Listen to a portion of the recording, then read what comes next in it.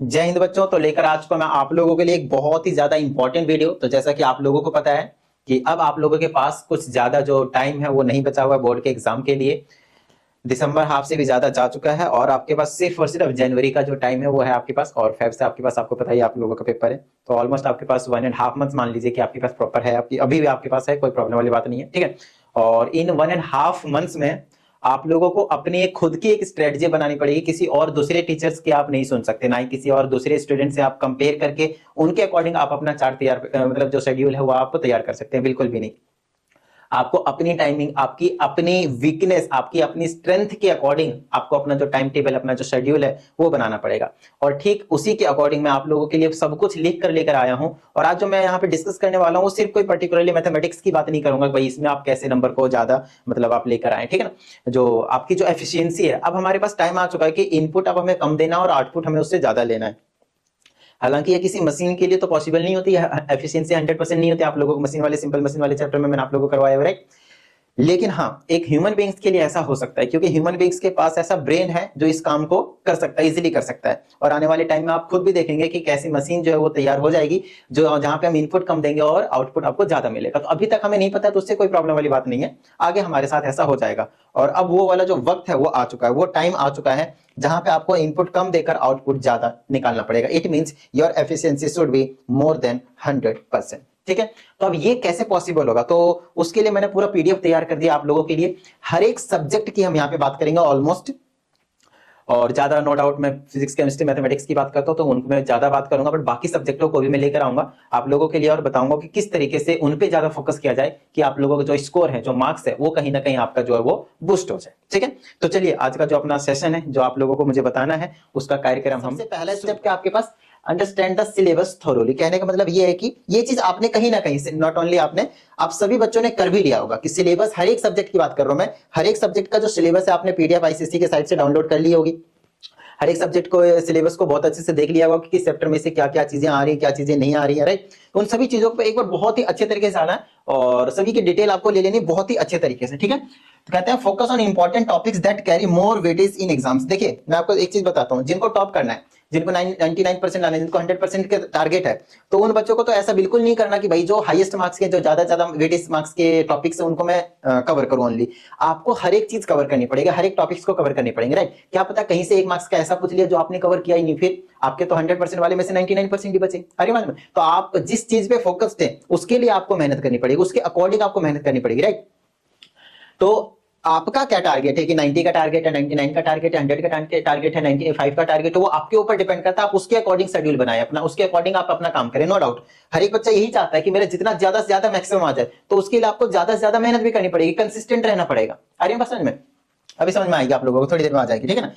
तो ये वाला उन बच्चों के लिए वेरी करेगा, हर एक बच्चों के लिए जिनका क्या टारगेट है उनके अकॉर्डिंग, ठीक है। अगली आपके पास प्रायोरिटी देना आपको subjects like mathematics, physics, chemistry, social studies as this usually require the most attention. तो आपके पास कुछ ऐसे सब्जेक्ट्स होते हैं जो जनरली आप लोगों को डिफिकल्ट लगते हैं, हार्ड लगते हैं, अच्छे से आप लोगों को समझ में नहीं आते हैं।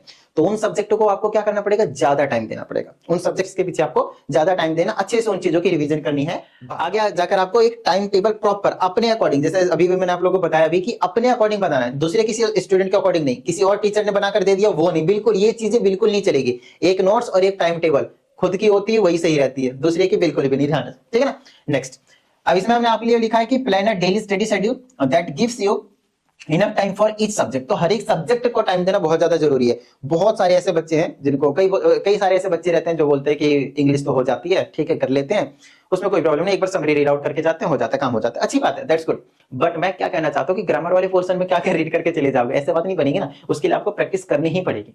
अरे बस समझ में, ठीक है ना। पास्ट पेपर्स ये बहुत ज्यादा इंपॉर्टेंट पार्ट है। अगर आप पास्ट पेपर्स की प्रैक्टिस करते हैं तो आपको एक अच्छी नॉलेज मिलेगी कि यार किस पैटर्न के क्वेश्चंस आते हैं।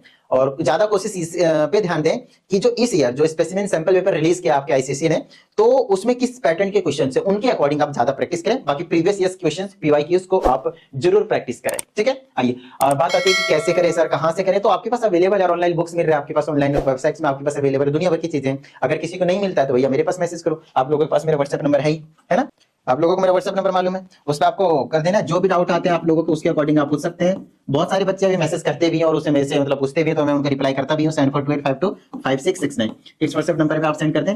और अगर आप लोगों को लगता है कि पर्सनल क्लास की भी नीड हो आप लोगों के लिए, तो उसके लिए भी आप इसमें इंक्वायरी कर सकते हैं। ठीक है, चलिए आगे की बात करते हैं। इसी में आपको देखने को मिलेगा सॉल्व, ये तो बता दिया आपको, और pay attention to the marking scheme and the distribution of marks, तो कि हर एक चैप्टर से कितने मार्क्स के क्वेश्चंस आ रहे हैं, कौन एमसीक्यूज कितने मार्क्स के हैं, 2 मार्क्स वाले क्वेश्चंस कितने मार्क्स के। खैर आप लोगों के मैथमेटिक्स की अगर मैं बात करता हूं 2 मार्क्स वाले क्वेश्चन आते नहीं है, 3 मार्क्स 4 मार्क्स वाले हैं, तो किस पैटर्न के बेस पे आ रहे हैं, तो उस पर थोड़ा सा ध्यान दे। हालांकि उतना ज्यादा ये मैटर नहीं करेंगे, आपको पूरा पढ़ना है, अगर आपको टॉप करना है तो ये चीजें आप लोगों के लिए ज्यादा मैटर नहीं करेंगे। जिनको पास होना है वो लॉन्ग लॉन्ग क्वेश्चंस वाले को रट्टा मारकर प्लान करके और जाकर लिख आएंगे, है ना। नेक्स्ट कहता है time yourself while solving this papers to improve your speed and efficiency. बहुत ज्यादा इंपॉर्टेंट पार्ट है ये, आपकी स्पीड बहुत ज्यादा मैटर करेगी बोर्ड के एग्जाम्स में। भाई बोर्ड के एग्जाम में आपकी स्पीड, क्योंकि कई बार बच्चे ऐसा होता है टाइम आउट हो जाता है, उसके बाद भी बोलते हैं sir 5 minutes sir, 5 minutes sir, 2 minutes sir, 1 minute, तो ये चीजें ना हो आपके साथ, तो स्पीड और एफिशिएंसी मैटर करेगा। तो ये कहां से आई थी मेरे पास कैलकुलेशन, मैंने बहुत सारे क्वेश्चनों की प्रैक्टिस करी थी, जो भी रेफरेंस बुक्स होते हैं उसकी मैंने बहुत ज्यादा क्वेश्चनों की प्रैक्टिस कर रखी थी। इतने कर रखी थी कि जो जो क्वेश्चन आए थे वो क्वेश्चंस उस टाइप के पैटर्न पे डिजिट चेंज होते हैं, बस उस टाइप के क्वेश्चंस मैंने कई बार किए हुए थे, तो एक भी क्वेश्चन में सिली मिस्टेक्स तक नहीं किया मैंने, और यही रीजन था कि 80 आउट ऑफ 80 मेरे आ गए थे। ठीक है, बस ऑन राइटिंग स्किल्स, ये जनरली आपके पास इंग्लिश की बात की जा रही है। ठीक है ना, क्या होता है कि इसमें इंप्रूव योर हैंड राइटिंग। अच्छा, आप किसी भी सब्जेक्ट की कह सकते हो, अगर राइटिंग स्किल्स की बात करता हूं मैं, वो वाली राइटिंग स्किल नहीं है, इंग्लिश वाली राइटिंग वाले पोर्शन की बात नहीं कर रहा हूं मैं। यहाँ पे ये वाली एक और पोर्शन, एक स्लाइड और आएगी जहां पे हम उसकी बात भी करेंगे। ठीक है, अभी मैं यहाँ की बात करता हूं मैं, जब आप लिख रहे होते हैं एग्जाम के शीट्स में, तो अब आप आंसर लिख रहे हो तो उस टाइम पे बच्चे ना कई बार स्पीड के चक्कर में, बड़ा फास्ट लिखने के चक्कर में क्या लिखते हैं, टीचर को एग्जामिनर को खुद समझ में नहीं आता है, तो क्या वो आपको मार्क्स देंगे? बिल्कुल गलत बात। और जल्दी जल्दी के चक्कर में कई बार गलत लिख देते हैं, तो क्या उसके मार्क्स देंगे? नहीं। अच्छा, गलत करके आपने उसको काटा और फिर आगे आपने कंटिन्यू किया, तो क्या आपकी रिप्रेजेंटेशन सही रही? नहीं। तो ये चीजें मैटर करती है बोर्ड में। मान लेते हैं कि आपका फ्रंट पेज है या फिर कोई सा भी पेज है, स्टार्टिंग से एंड तक 2-4 पेज आपने सही लिखा, उसके बाद भी आपने गंदा लिखा, या फिर पहले ही सही लिखा बाद में गंदा लिखा, तो वहां पे हो क्या रहा है मेरे को ध्यान से सुनिएगा। जहां पे भी गंदा गंदा क्वेश्चन होगा ना, देखते देखते ना एग्जामिनर के माइंड में ये चीज सेट हो जाएगी कि यार इसके पेपर तो मतलब गंदे ही है, तो आगे भी चेक करेगा तो लिमिटली चेक करेगा, उतने अच्छे से नहीं। अगर सही भी लिखा होगा 5 मार्क्स का क्वेश्चन होगा तो 4 मार्क्स देकर आगे बढ़ जाएगा, अगर सब कुछ सही होगा तो भी। तो एग्जामिनर के माइंड में हमेशा सेट करना होता है कि हाँ भाई आई एम द परफेक्ट, है ना। और बाकी मैं आप लोगों को एक वीडियो और छोटा सा दूंगा जहां पे मैं आप लोगों को बताऊंगा कि हाउ टू अटेम्प्ट क्वेश्चंस, है ना, जो क्वेश्चन पेपर है उसको कैसे अटेम्प्ट करना है, कहां से शुरू करना है, क्या पहले लिखना है, किस तरीके से लिखना है, एमसीक्यूज को कैसे लिखना है, लॉन्ग क्वेश्चन कैसे लिखना है, शॉर्ट क्वेश्चंस लिखने हैं, तो वो सारी चीजें मैं अगली वीडियो बताऊंगा। अभी हम सिर्फ इसकी बात कर रहे हैं। ठीक है, नेक्स्ट आपके पास प्रैक्टिस राइटिंग एसेस, ये उनके लिए इंग्लिश वाले के पोर्शन के लिए है। और यहाँ पे आपको बता दिया कि आपके पास जो राइटिंग आप लिखेंगे क्लियर होनी चाहिए, लेजिबल हैंड राइटिंग होनी चाहिए, कैन पॉजिटिवली इन्फ्लुएंस एग्जामिनर। तो जब वो इंपैक्ट होंगे ना एग्जामिनर चेक करने वाला, आई थोड़ा बहुत कहीं भी मिस्टेक भी होगा ना, आई पूरे मार्क्स तो मजे आ जाएंगे। ठीक है, चलो नेक्स्ट कहता है focus on structuring your answers logically. For example introduction हो गया, फिर बॉडी हो गया, कंक्लूजन हो गया, फॉर एसेस की बात कर रहे हैं, तो ये सभी चीजों पे प्रॉपर ध्यान रखें, स्ट्रक्चर वाइज, पैटर्न वाइज, उसके अकॉर्डिंग आप लोगों को कुछ स्ट्रेटजीज, है ना, डेवलप करनी है, एक रिवीजन स्ट्रेटजी कि आप किस तरीके से रिवीजन करेंगे उन चीजों को जो आपने अभी तक पढ़ा हुआ है। कहता है रेगुलर रिवीजन, रेगुलर बहुत ज्यादा जरूरी है। कहता है कि instead of cramming at the last minute revise regularly. ये जो रेगुलरली वाली चीज है ना भाई, ये जो कंसिस्टेंटली वाली चीज है, यही एक सक्सेस की ओर लेकर जाएगा, और कुछ भी नहीं है आपके पास कंसिस्टेंटली। तो कहता है अगर आप चाहे थोड़े से टाइम के लिए पढ़ो, थोड़े से टाइम के लिए, लेकिन आप डेली पढ़ो, कंसिस्टेंटली पढ़ो, रेगुलरली पढ़ो। आई नहीं बात समझ में? ऐसा नहीं कि एग्जाम से जस्ट पहले पढ़ा थोड़ा सा और जाके लिखा, ऐसा नहीं, कंसिस्टेंटली थोड़ा सा पढ़ते रहेंगे तो आपको काफी ज्यादा कंसिस्टेंट एंड मोटिवेटेड। ये चीज हमने आपको बता दिया कि भाई साहब डेली करना है, इसमें आपको किसी भी तरह किसी भी चीज से नहीं रखना है, और डेली आपका जो क्या कहते हैं खुद ही बूस्ट होता हुआ मिल जाएगा, है ना। नेक्स्ट आपके पास ज्वाइन मॉक टेस्ट। अब ये कहां से कीजिएगा, और ध्यान रहे जब आप एक क्वेश्चन को कर लेंगे, एक सब्जेक्ट को कर लेंगे, टॉपिक को कर लेंगे, उसके बाद अब आपकी बारी आती है खुद को रिवॉर्ड देने की। हमेशा कोशिश कीजिए कि खुद को रिवॉर्ड दें।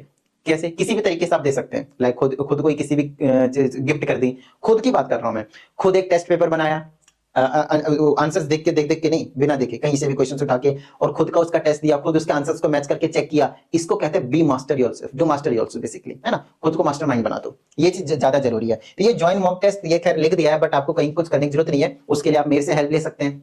सर कैसे कैसे क्या किया जाए, अब सिंपल अभी बता देता हूं, आप लोगों को आराम से करना है। टेस्ट पेपर उठाना है, अब सभी सिलेबस हो गए होंगे सबके कंप्लीट, तो अब आपको क्या करना है, सैंपल पेपर उठा लीजिए, एक अनसॉल्व ले लीजिए, उसको सॉल्व कर दीजिए, सिर्फ आंसर को मैच करने दीजिए लास्ट में, और खुद ही उसको चेक कर लीजिए, खत्म बात। और अगर आपको लगता है कि खुद से चेक नहीं हो पा रहा है तो मेरे पास भेज दीजिए, मैं कोशिश करूंगा। क्योंकि 80 मार्क्स का जो सैंपल पेपर होता है उतना ज्यादा चेक करना टाइम का थोड़ा इशू वाला हो जाता है, बट हाँ कुछ चीजें होती हैं, अगर टाइम हुआ तो मैं जरूर सॉल्व करके आपको बताऊंगा, प्रॉमिस नहीं कर सकता। ठीक है, तो चलिए ओवरऑल कहीं ना कहीं आपके लिए मैं सिर्फ और सिर्फ इतनी ही चीजें इस वीडियो में लाया था। तो उम्मीद करता हूं आप सभी को सभी चीजें समझ में आ गए होंगे, और अगर ऐसा है तो यार फटाफट वीडियो को लाइक कर दीजिए और शेयर करके सपोर्ट जरूर कीजिएगा। कमेंट करके जरूर बताइएगा कि आपको क्या प्रॉब्लम आ रही है, क्या डाउट्स आ रहे हैं, क्या सिस्टम हो रहा है आप लोगों के साथ, सभी चीजें कमेंट्स में बता दीजिएगा। चलिए मिलते हैं अगली वीडियो, प्रैक्टिस करते रहिएगा। जय हिंद।